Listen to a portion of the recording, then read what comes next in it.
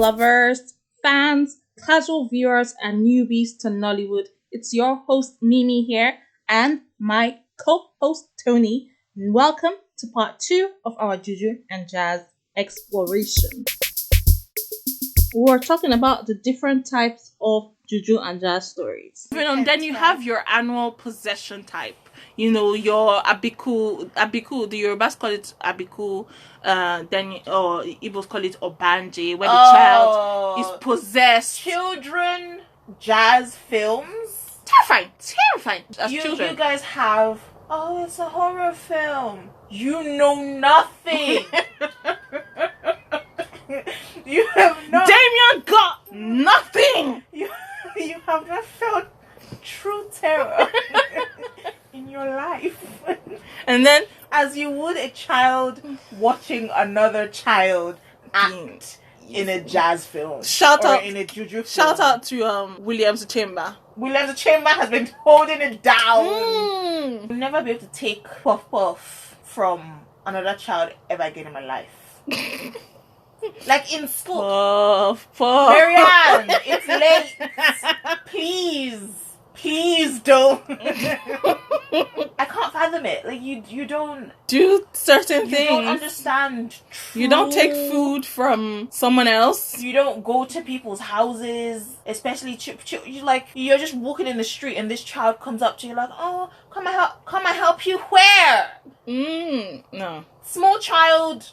Those were childhood tales of they were like they were cautionary tales. Yes. Because you people are mad. You can't in this life. You know, you have those Halloween stories about putting razor blades in someone's candy. Yeah, that was our version. The exact same thing. But then possession also refers to when the house girls or the house boys are possessed as well. Those are usually the grungy ones. Yeah, where they're there to like wreak havoc on your children, and they play on that adult fear that after the person that you've left to look after your child is inducting them into witchcraft, or is punishing them. Sometimes they are. Guys, be careful. Oh wow. Be careful with your. That's what it all comes back to. People are mad in this world. People are dangerous in this world. Yeah, these are like sort of morality tales. They're cautionary tales. You have to be careful of who you're letting into your home, who you are taking food from, who you are helping sometimes. Yeah. So I guess these are like the way we were educated. Yeah. About the Western education might have like stranger danger. We've got the other. You turn into yam. Like which of those two things is more effective? And then it's the yam one. But it's also about yam. But then there's a dark side to this where you have people believing so heavily in child witches that they start to mistreat the house helps and things. House helps and their actual children, or start to throw away their children. There was this documentary, it wasn't recent, it was like 10 years ago, which was about the abandoned child witches in Nigeria, and it's still an epidemic in which you have organizations and NGOs that work to save these children, and like there are children suffering out there because we were raised this way, and because we see evil and then we go back to mental health. If a child is displaying an unusual sort of behavior, if they have mental health, if they have autism, ADHD, and all those like illnesses that would make someone behave weirdly or not normal, and then you have these children being shackled, being beaten. There was this clip. Can you remember that clip that was going on social media where they were flogging the child? With like a couple of people were just full on flogging her in the name of deliverance. Jesus. It was so.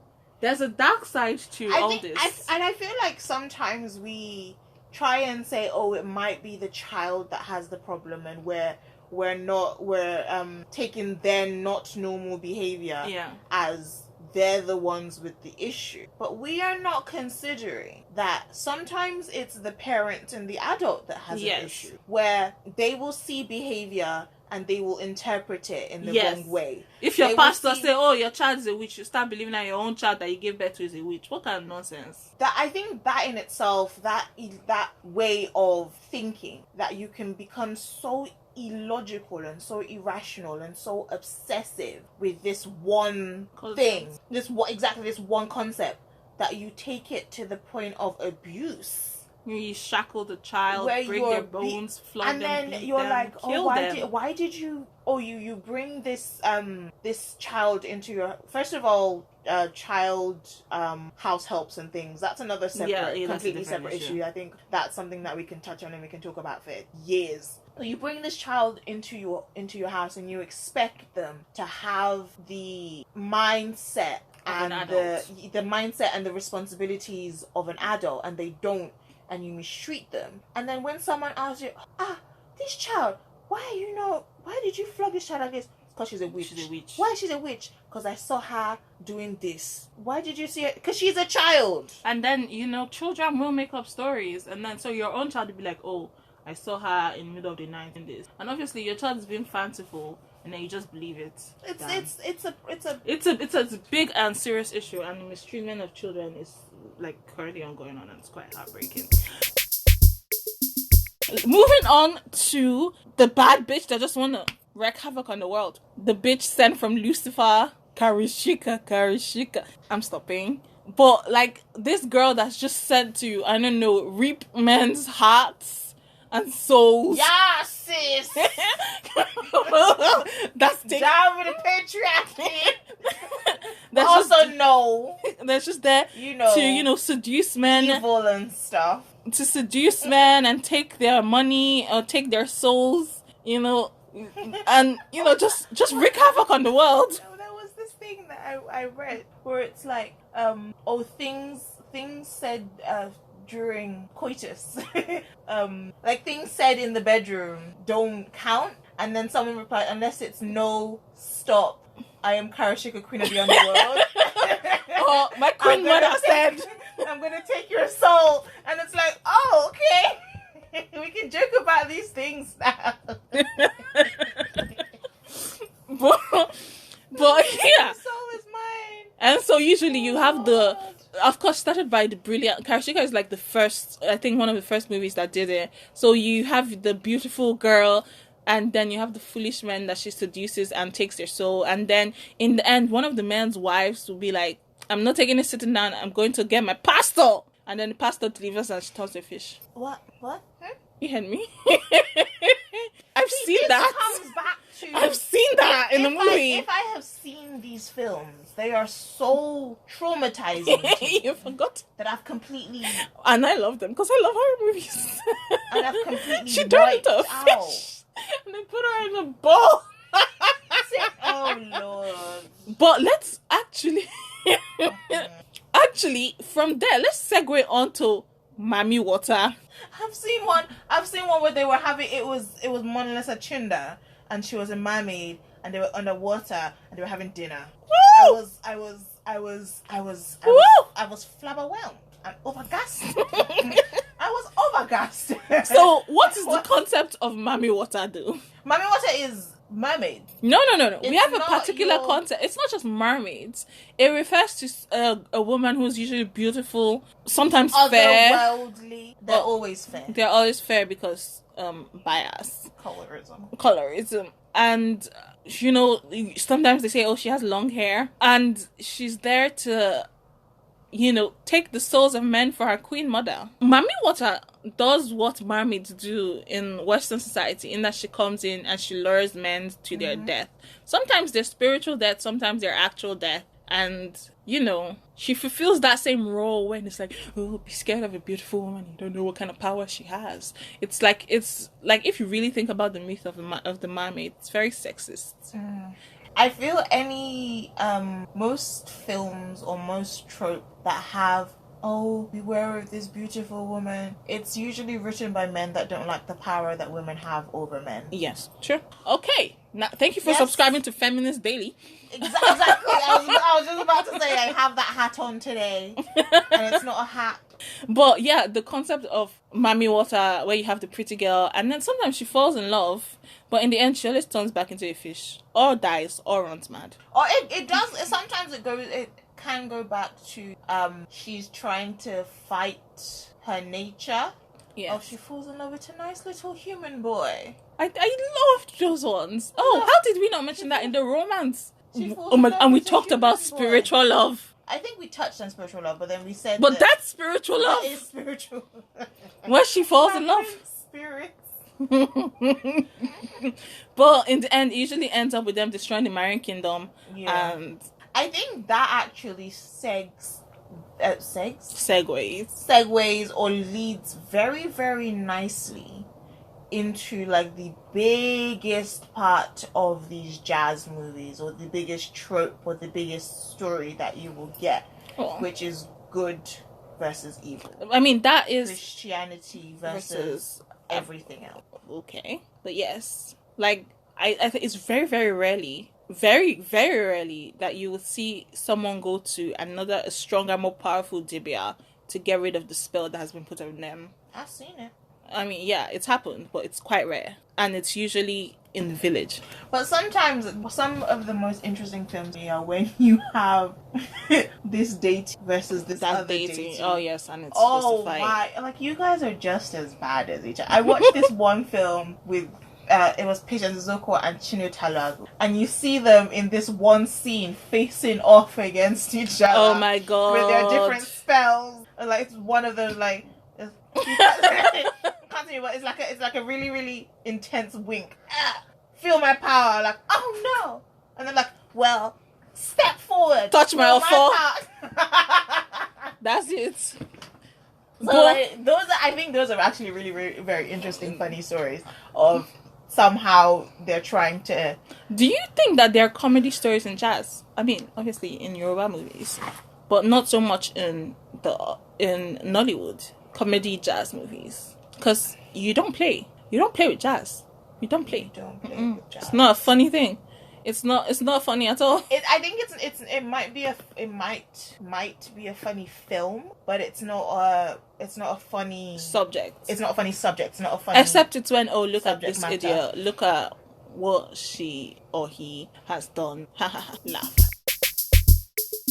I think we should talk about historical jazz is more to facilitate the story. It's usually not the subject of the story, if that makes sense. Yeah.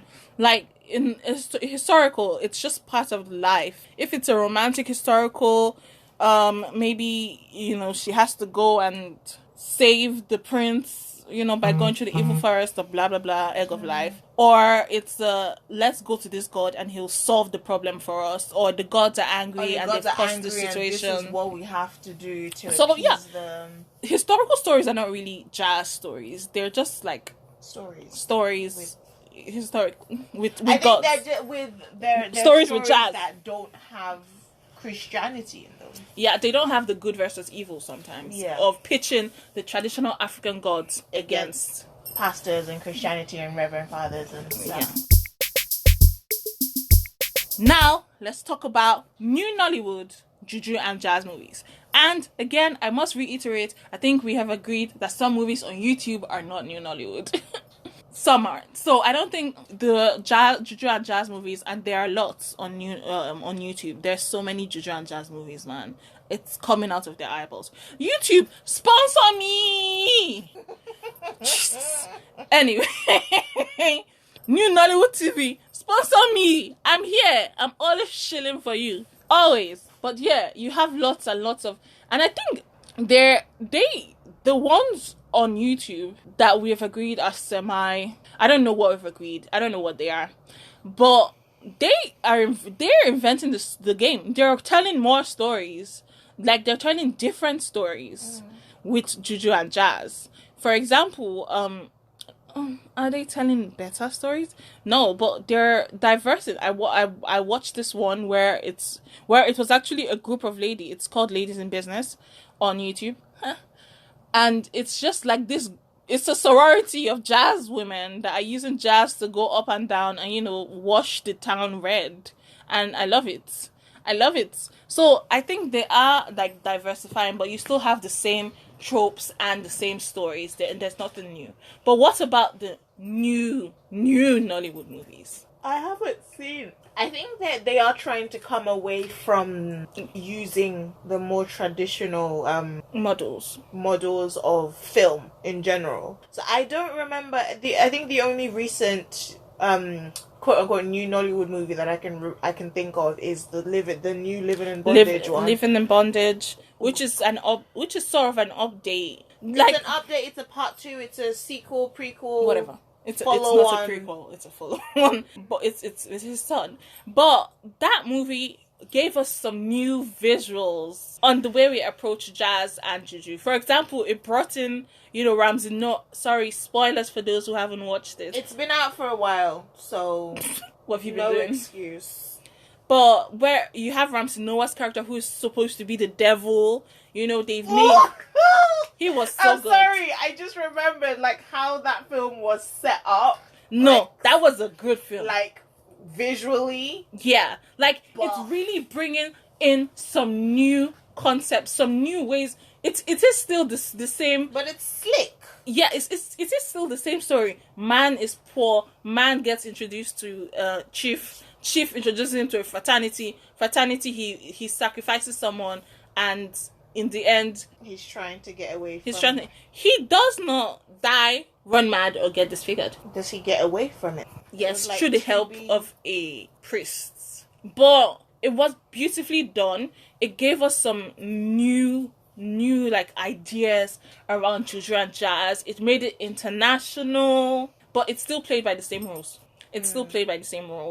And then you have Neka, the pretty serpent. Neka, the pretty serpent, which is an updated woman who comes to wreak havoc on the world, being sent by her queen mother. They updated it by a lot. Instead of it being, it's a pastor or a priest that did it. Instead, it is the power of love. And she, overcame it through, knowing the truth. Sorry, spoilers again. And she overcame whatever it was. It's on Netflix. I feel like no one should have to announce spoilers for Netflix, because it's there.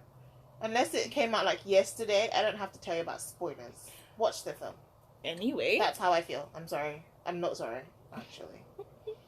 Anyway, so, there was less of that whole, there's a pastor that cast out the demon inside of her, where it was telling more than the usual she comes to wreak havoc story. It was using Juju and Jazz in a sort of different. There was a twist to the story, but it was still the same the same tropes, the same stand. It's just that there was a twist. Yeah, but that's what new Nollywood, I feel, does.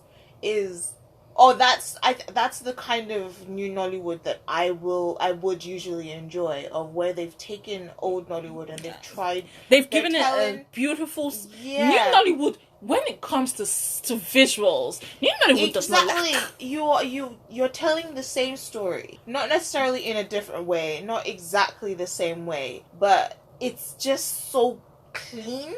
The way they do it, they've taking on some Hollywood thing or some cinematography, and it's just so fun and so beautiful to watch. So that scene in Living in Bondage. There's that scene where Engingwa Negwe, I'm so sorry, I butchered your name. When he sees his daughter that he killed, and he sees the doll, it's just a beautiful shot. So New Nollywood be, when it comes to Jazz and Juju movies, New Nollywood be giving it. But, and this is it. Can we talk about Jazz and Juju movies as horror movies? Yes. Okay. I thought there would be more discussion. No, there's no discussion. They're all terrifying. Okay. Because I think we don't really do human horror, where the horror is a human being. So, for example, Jason or those films are not. I mean, I guess technically they're horror films. Or when there's a serial killer. Those rely on gore to make you uncomfortable. Sure. Whereas our horrors are more Spiritual. psychological and spiritual, and it will stay with you for 20 or so years and you will never forget them. And there are now certain things that you cannot see, do, watch, or hear at night, else you will have nightmares. Yeah. So, which is really more effective, guys? Hollywood, take some notes. Thanks. But we don't really do human horror. We do spiritual horror, and I think it's at that point where we really get to showcase the things that scare us. Mm-hmm. So, Hollywood might have being killed or, Being stalked. or being stalked or something. But I would watch the pants of a movie about a Nigerian stalker.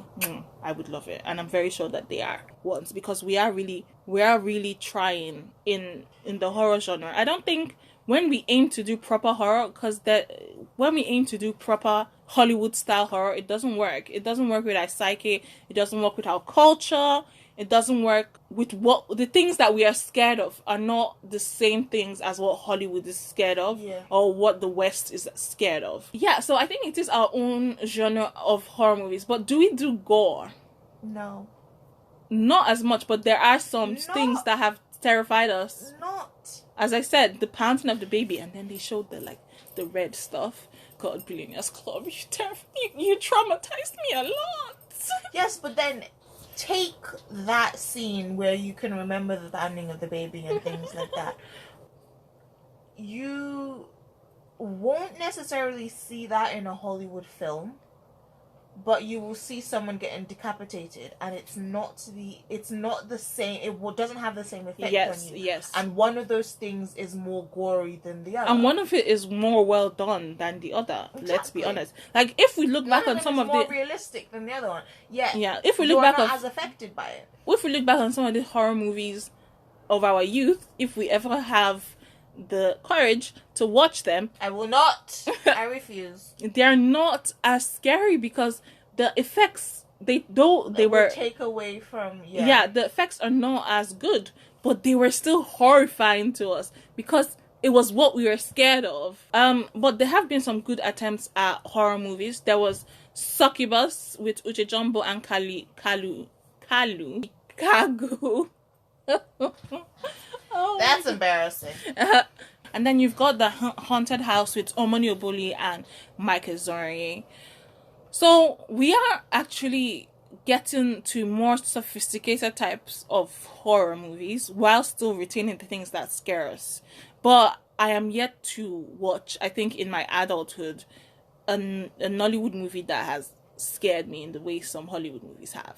But I do think we're getting there, and hopefully it'll be great. I mean, I don't watch horror movies. Why did I watch quote unquote horror movies as a child? Because that was all there was. Oh my god. Where were our parents? Probably watching it with us. Not scared. That's where they were. They were not scared. So let's talk about like notable films within the genre. So you have things like Living in Bondage that we mentioned a lot. That one, part 2 as well. We have Karishika. End of the Wicked, that's the one that I can't watch, that you guys need to Google and be equally as horrified as I am. Billionaires Club, like she mentioned. Neka the Pretty Serpent, which I actually didn't know was a remake of a film from 1994 that was by Zeb Ejiro. Oh yes, amazing. So I actually didn't know that it was I might get on better with the old one than with the new one, but that's just me. You have things like Juju, Blood Money, yeah, Blood Money with Clement Amazing, terrifying. It has the pretty standard ritualist that you find. You have Kanaya, Zach Orji, Sam Dede, Francis Agu. Oh yes, Sam Dede was also quite terrifying in his heyday. Oh my god. Oh yes. I know in Blood Money when he had that makeup thing. No thanks. And this other guy that was in it as well, Ejike Asiegbu. Isakaba. Oh my god, Isakaba was terrifying to me as they did this thing where they decapitated someone. I then was was it- shook. Was Isakaba jazz? Oh yeah, they did jazz. What? Do you not remember? The main reason why they yelled out Isakaba was like, Isakaba! When they, and you know, where do you think Odeshi comes from? They were fortified by jazz. That's why they were so successful. And then, you know, that's where Odeshi. Oh! Isakaba 1, 2, 3, 4, 5, and God knows how many. And there's four. She's being dramatic. And then Return of Isakaba. Yes. So there's Isakaba, there's the Great Isakaba. Yes. I'm very sure there were 6 parts. And then you have... So that's what the Sam Dede is in that one. Yeah, he was terrifying in that as well. That's... And then Alex Osifo. Oh, but you can sing that, huh? Because I didn't know it was a jazz film. And then... that's what I would... When we talk about, like, action films, you people don't think there's action films in Nollywood. Oh, there are plenty. But I would count that as an action film as well. Yes. Instead of, it doesn't, like, twig to me, it doesn't relate to me as a jazz film. They would all have jazz in it. Yeah. Because there will always be an idea of fortifying yourself spiritually to some degree, to some deity. So you can't separate jazz from Nollywood. And then I don't think you can. Another notable one you forgot was Blood Diamond. That was really good with Teju Babyface. You guys should watch Blood Diamond. Although it is, I tried to rewatch it again and it was very slow. But we had time those days, so that was terrifying as well. It was a really good story, really good. I think that started to elevate the medium. I think you would find a story like Blood Diamond in New Nollywood if they hadn't already made it, because you know what, New Nollywood remake Blood Diamond. It was good. And it was a nice morality tale. There's Sympathy with Blessing, with Blah Blah. Blah blah. And Liz Benson. That was, again, I think that's another movie that needs to be remade. Like, I think a lot of I would be into New Nollywood remaking old Nollywood films, but just, like, with the same ones. Actors at the same age. Just with the new Nollywood vibe. You're saying nonsense. I don't think I'm asking for too much. You're saying nonsense. Anyway. But no, think about it though. Imagine, like, a film with Omotala, Genevieve, Stephen Kiriki. No one can afford that. Just give me a film from old Nollywood. But in a new Nollywood packet. And I'm okay. I'm cool. But then I want the same actors. I want the same... You can't have everything. I want everything. That's why you don't like New Nollywood. Because you want too much. They can only do so much. Anyway. I think one thing people really underestimate about this genre is the stage setting and the stage dressing, the props, and the costumes. Like, first of all, them cloaks, stylish as F. They used to create entire costumes and uniforms for these cult fraternity guys. You know, you would have the markings on their face. You would have, like, it's and I think shout out to Ernest Obi, because he's really doing something great in New Nollywood, in that he's creating this amazing sets, he's creating this amazing costumes and practical effects. And, you know, using some really, really clever ideas to create his recent Jazz and Juju movies. Please watch Idemili on YouTube. It is so good. It is such a beautiful... It's such a beautiful marriage between practical effects and CGI done well. Yeah. Yeah. A bit. They try their best, but, like, shout out to the stage and the set dressings and the costumings and the practical effect. Like, they all had elephantitis and it was, like, awful, or they'll be struck down with some kind of disgusting disease. I can actually some revolting diseases, and, like, that's all down to the practical effect people. And I think I'm sorry, New Nollywood. I don't like to bash you, but I like to bash you. Practical effects. We're not seeing a lot of actual practical effects in some of the new Nollywood movies. As I said, shout out to NSOB for what he's doing. Let's, before we go, just final question: do we believe in it? Yes. Completely. I think not to the extent of obsession that you see with some people, but I think there is a smidgen of our just world that we don't know about, that we don't understand. I agree. So some people can relate to, I know of someone that thinks God is an alien. Do you see how crazy that sounds? So it's like we can't like there are portions of our universe, of our world, that we cannot explain, that we don't understand, and I think some of that will, I guess, need to be proportioned or need to be allocated. Yes, that need to be just sort of allocated to this, to the supernatural, to the to the other world, or to the occult. But used in a proper manner, not in the way we use it in Nigeria. I think I do. I don't know. I think I believe in some of them, but I'm a firm believer in that some of these things are us seeing things that we don't understand, like mental illness, and saying, "Oh, this person is possessed," when this person can just do it, like, I don't know, a learning plan or something, or this person's possessed when they have something like schizophrenia. And I think that some of these beliefs are actually quite harmful. For example, I think we've discussed child witches, but when it comes to mad people and not having any empathy, because if you believe every mad person you see was somebody that sacrificed his brother to use for rituals, or was a woman that went to go and steal a man from another guy and put him inside Pawine god or something, you don't have the relevant sympathy and empathy to them as a human being, or you actually start to blame them for their misfortune. So, and Nigeria, the way it is, because we have no support systems and Everybody anything, can be mad. everybody can go mad. And then things that we don't know, we attribute too much to the occult. As I said, diseases that we might not understand, we say, "Oh, this person has been jazzed. Oh, that's true. This person has been cursed." So we don't understand. Or if you're sick, like, "Oh, is your village people go and pray?" Yeah, let's talk about Obanje. Go like, to the hospital. there is solid evidence that some of these people, that some of these situations where they were, Obanje, Epilepsy. It could be conditions such as SS, where the children keep dying because they're both AS, and we didn't have genotype or anything at that time, so we just said, "Oh, it's Obanje or it's Abiku."